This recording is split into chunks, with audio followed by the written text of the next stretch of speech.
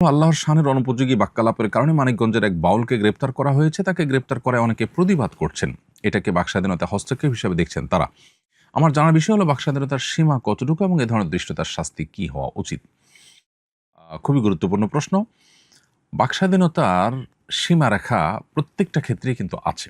যারা আল্লাহ তাআলা সম্পর্কে আজেবাজে উক্তি করার বিষয়টিকে বাকস্বাধীনতা হিসেবে দেখছেন এবং সে ব্যক্তি গ্রেপ্তারের প্রতিবাদ করছেন, আমি তাদের কাছে বিনয়ের সাথে প্রশ্ন রাখতে চাই, কেউ যদি বাংলাদেশের সংবিধান, বাংলাদেশ রাষ্ট্রের বিরুদ্ধে অবস্থান নেয়, কথা বলে, তাহলে তার সেই কথা বলাটাকে মত প্রকাশের স্বাধীনতা, বাকস্বাধীনতা হিসাবে তারা দেখবেন কি না? পৃথিবীর সকল স্বাধীনতারই একটা সীমানা থাকে। বাকস্বাধীনতা বলি বা ব্যক্তি স্বাধীনতা বলি, মত প্রকাশের স্বাধীনতা বলি, এ সবগুলোর কিন্তু একটা সীমা আছে। সীমাহীন বাকস্বাধীনতায় পৃথিবীর কোনো সমাজ, কোনো মানুষই কখনো পরিপূর্ণভাবে বিশ্বাস করে না।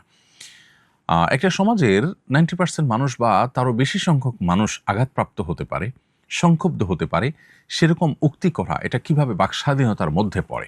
আপনি আমাকে, আমার বাবা মাকে তুলে গালিগালাজ করবেন আর বলবেন যে তিনি তার মতের প্রকাশ ঘটিয়েছেন, তিনি তার বাকস্বাধীনতা ভোগ করছেন।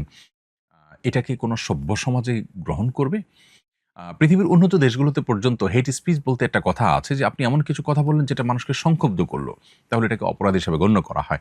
কিন্তু বাংলাদেশে এক শ্রেণীর সেকুলার বামপন্থীরা তারা আল্লাহ এবং তার রাসূলকে নিয়ে কটূক্তি করলে তখন তারা বাকস্বাধীনতা এবং মত প্রকাশের স্বাধীনতার এই কথাটা নিয়ে আসেন। কিন্তু এই ছাড়া অন্য অনেক জায়গায় তাদেরকে আমরা এই বাকস্বাধীনতা এবং মত প্রকাশের স্বাধীনতার এই সবক দিতে দেখি না। এটা খুবই দুর্ভাগ্যজনক একটি বাস্তবতা এবং এ ধরনের কর্মকাণ্ড যারা করে তাদেরকে কঠোর শাস্তির আওতায় আনা উচিত এবং এটার জন্য প্রয়োজনীয় আইনের সংস্কারও করা দরকার। কারণ বাংলাদেশের মতো সাম্প্রদায়িক সম্প্রীতির একটি উজ্জ্বল উদাহরণ যে দেশে রয়েছে, সে দেশে শান্তিপূর্ণ পরিবেশকে বিঘ্ন করবার জন্য দেশি এবং বিদেশি বিভিন্ন চক্রান্ত এ ধরনের কর্মকাণ্ড পরিচালনা বিভিন্ন সময় করে থাকতে পারে। বিধায় সেই পথ যেন কেউ ব্যবহার করতে না পারে, সেটা যেন চিরতরে বন্ধ করা যায়, সেজন্য কঠোর ব্যবস্থা থাকা উচিত। এবং তথাকথিত মত প্রকাশের স্বাধীনতা বা বাক স্বাধীনতার নামে এ ধরনের বিষয়গুলোকে যারা প্রশ্রয় দিয়ে থাকেন, তারা নিজের সঙ্গে প্রবঞ্চনা করছেন, প্রতারণা করছেন বলে আমরা মনে করি।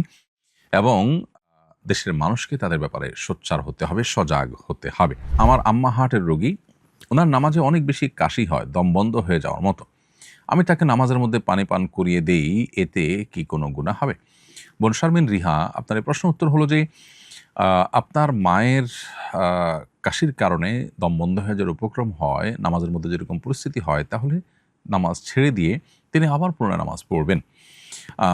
যদি এমন হয় যে না, পুরো একটা ওয়াক্ত নামাজের শুরু থেকে শেষ পর্যন্ত যতটুকু সময় থাকে এক ওয়াক্ত নামাজে, এই সময়ের মধ্যে আসলে ফরজ নামাজটুকু পড়ার মতো গ্যাপও হয় না, এত ঘন ঘন তার কাশি হয়, তাহলে সেক্ষেত্রে সে কাশিতে যদি দম বন্ধ হওয়ার উপক্রম হয়, আপনি তাকে একটু পানি পান করিয়ে দিতে পারবেন। সাধারণত সালাতরত অবস্থাতে পানাহার করলে সালাত ভঙ্গ হয়ে যায়, যেহেতু তিনি অনন্য উপায়, অতএব তার জন্য এটি ব্যতিক্রম হবে। আল্লাহ তাআলা কোরআনে কারিমে বলেছেন, লা ইউকাল্লিফুল্লাহু নাফসান ইল্লা উসআহা। আল্লাহ মানুষকে সাধ্যের বাইরে কোনো কিছু চাপিয়ে দেননি। সালাত কোনো অবস্থাতে মাফ নয়, মওকুফ নয়, যতক্ষণ পর্যন্ত সুস্থ আছেন এবং সজ্ঞানে আছেন। সুস্থ আছেন বলতে সজ্ঞানে আছেন। অতএব তার সালাত তাকে আদায় করতেই হবে এবং অন্য উপায় হলে একটু পানি তাকে আপনি পান করিয়ে দিতে পারবেন। আর যদি 4 রাকাত সালাত পড়ার সুযোগ থাকে, এরকম গ্যাপ থাকে, তাহলে সেক্ষেত্রে তিনি ওই গ্যাপে সালাত আদায় করে ফেলবেন এবং একবার অসুবিধা হলে প্রয়োজনে নামাজের নিয়ত ভেঙে আবার নতুন করে সালাত শুরু করবেন। গত মঙ্গলবার রাতে রাজধানীর করাইল বস্তিতে ভয়াবহ আগুন লেগেছে। এ ধরনের ঘটনা আমাদের দেশে প্রায়ই ঘটে থাকে। মাঝে মধ্যে মন খারাপ হয়, মনে হয় এই দেশটা আর থাকবো না, অন্য কোনো দেশে চলে যাব। এই মনোভাবের কারণে আমি কি গুনাহগার হব? এবং এই ধরনের ঘটনার পুনরাবৃত্তি রোধে আপনার কোনো সুপারিশ বা পরামর্শ থাকলে দয়া করে জানাবেন। প্রিয় দর্শক, আমাদের দেশটিতে এই ধরনের ঘটনা প্রায়ই ঘটে এবং এ ধরনের ঘটনাগুলোর প্রতিকারের জন্য, এগুলো বন্ধের জন্য বা এগুলো কমিয়ে আনার জন্য সেরকম কার্যকর পদক্ষেপ নেওয়ার কোনো আলামত বা সদিচ্ছা আমরা কখনো শাসকদের মধ্যে দেখতে পাই না। খুবই দুর্ভাগ্যজনক একটি বাস্তবতা।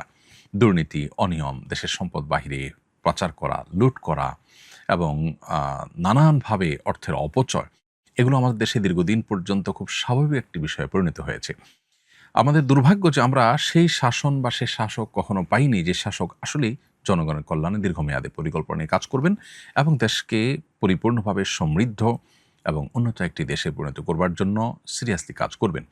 শুধুমাত্র মানুষের চোখে ধুলি দেওয়া এবং উন্নতির নামে হাতে গোনা কিছু কাজ দেখিয়ে মানুষকে ধোঁকা দেওয়া এবং ভোটের যে রাজনীতি সেটা চাঙ্গা করার এই প্রবণতায় আমরা দীর্ঘদিন থেকে দেখে আসছি। এর কারণে মন খারাপ হওয়াটা আমাদের স্বাভাবিক নয়, এবং এর কারণে কেউ যদি মন খারাপ করে নিজের পরিবার নিরাপত্তার জন্য দেশের বাইরে চলে যায়, আমি তাকে গুনাহগার হয়ে গেছে এটি বলতে পারি না। তবে এখানে দায়িত্বশীলতার একটা বিরাট ব্যাপার আছে, সেটা হলো যে একজন মুসলিম হিসাবে আমরা পৃথিবীর যেখানে যাব সেখানে আমাদেরকে সংস্কার কাজ করতে হবে, সমাজ সংস্কার, সমাজকে সংশোধনের কাজে আমাদেরকে মনোযোগ দিতে হবে।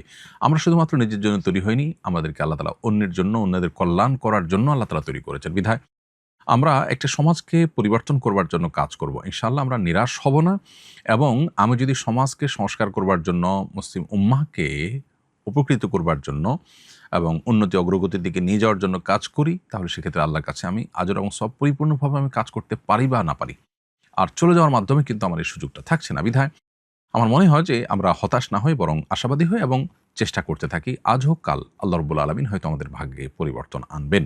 আল্লাহ তাআলার প্রতি পরিপূর্ণ আস্থা এবং বিশ্বাস রাখতে হবে, এবং এভাবে হতাশ হয়ে যাওয়া ঈমানদারের সাথে সঙ্গতিপূর্ণ নয়।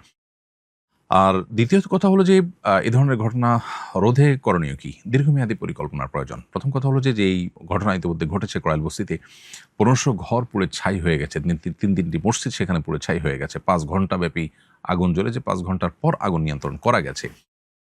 এর আগে গত ফেব্রুয়ারিতেও রাতে কিন্তু বস্তিতে আগুন লেগেছিল, এবং সে সময় ৬১টা ঘর পুড়েছে। আর এখন ১৫০০ ঘর পুড়েছে। কি পরিমাণ ক্ষয়ক্ষতি হয়েছে সেটা বলার অপেক্ষা রাখে না। কদিন আগে বিমানবন্দরে ভয়াবহ অগ্নিকাণ্ডে বিপুল পরিমাণ সম্পদের ক্ষয়ক্ষতি হয়েছে।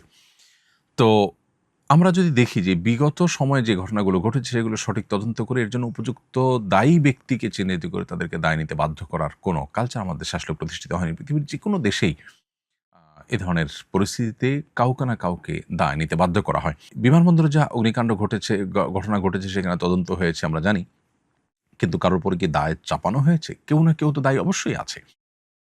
প্রত্যেকটা ঘটনার জন্য এরকম দায়ী ব্যক্তিদেরকে দায় নিতে বাধ্য করার কালচার আমাদের দেশে প্রতিষ্ঠা করতে হবে। সেই সাথে এ ধরনের ঘটনা যেন না ঘটে তার জন্য দীর্ঘমেয়াদী পরিকল্পনা নিতে হবে। অপশাসন দূর করতে হবে, সুশাসন প্রতিষ্ঠা করতে হবে, ন্যায় এবং স্বচ্ছতা, জবাবদিহিতা নিশ্চিত করতে হবে, দুর্নীতিকে জাদুঘরে পাঠাতে হবে। দুর্নীতি এবং অনিয়ম রোধ করা ছাড়া একটা দেশের আসলে উন্নতি কোনো দিন সম্ভব নয়। বিধায় আমাদের দেশে সবচেয়ে বড় অভাব বা দুর্ভিক্ষ বলতে পারি সততার। বিধায় এই সততা এটি প্রতিষ্ঠা করার জন্য একদিকে যেমন ধর্মীয় শিক্ষা, নৈতিক শিক্ষা এটি বাড়ানো দরকার, অপরদিকে আইনের কঠোর শাসন এবং সেটার প্রয়োগ দরকার। আল্লাহ রাব্বুল আলামিন আমাদের সবাইকে রক্ষা করুন, হেফাজত করুন, এবং যারা ক্ষতিগ্রস্ত হয়েছেন তাদের ক্ষতি পুষিয়ে নেওয়ার তৌফিক দান করুন। আস-সুন্নাহ ফাউন্ডেশন, উম্মার স্বার্থে সুন্নাহর সাথে।